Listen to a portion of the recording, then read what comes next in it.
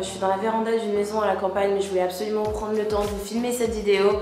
C'est la première vidéo de la série 5 urbex en Ile-de-France, les 5 meilleurs que j'ai trouvés à Paris et en Ile-de-France, puisque j'habite à Paris, donc on est allé à Dijon, on est allé à Berlin, mais je voulais vous montrer aussi ce qu'il y avait à côté de chez moi. La première, c'est la place des Fédérés à Noisy-le-Grand. J'y suis allée pour vous montrer ce qu'ils appellent le Palacio, qui est un grand espace, une grande plénière, comment je peux appeler ça? C'est une sorte de grande arène avec plein d'immeubles autour. Et donc je vous emmène à 1 heure de Paris dans cette cité de banlieue à l'architecture magnifique et qui m'a beaucoup marqué.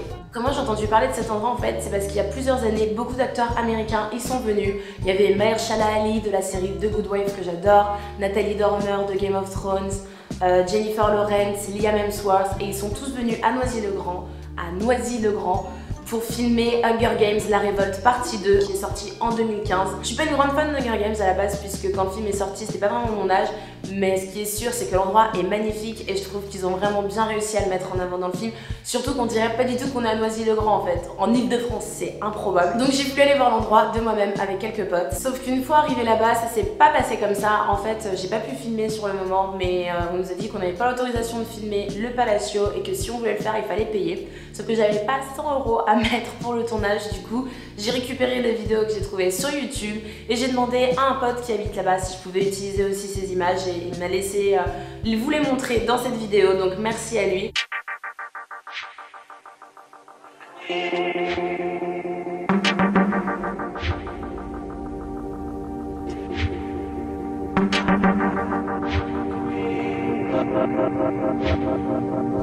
Et même s'il y a beaucoup de pubs au niveau de cet endroit, je pense que pour les urbex c'est magnifique, donc il doit y avoir pas mal de monde qui vont visiter.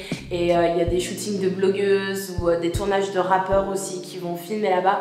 Mais en fait, je me suis rendu compte que c'était surtout des immeubles où des gens vivent. C'est une cité, c'est un HLM. Et c'est vrai que j'imagine pas ce que ça doit faire d'ouvrir sa fenêtre et de regarder, de voir des tournages de films juste en bas de chez soi, donc ça va être marrant. Du coup, ça change un petit peu des urbex que j'ai pu faire avant à Dijon ou à Berlin qui étaient complètement abandonnés depuis des années. Là, c'est un endroit où les gens vivent et il y a des rappeurs qui ont tourné leurs clips là-bas alors qu'il y a plein de gens qui vont les regarder pendant le tournage, donc je trouve ça vraiment marrant. Bref, du coup pour filmer je suis allée au parking des Arcades et tout en haut on pouvait voir au loin les immeubles du Palacio.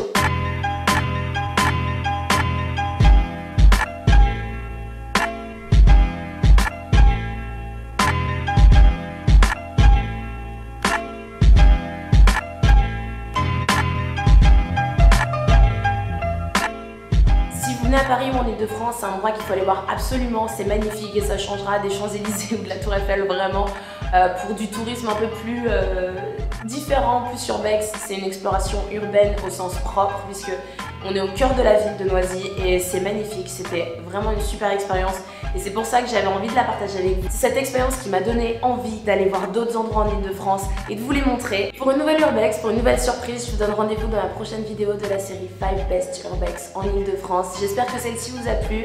Merci d'avoir regardé et retrouvez-moi sur Instagram et sur Snapchat. Je vous mets les liens en barre d'infos ou là ils vont apparaître. Suivez-moi vite.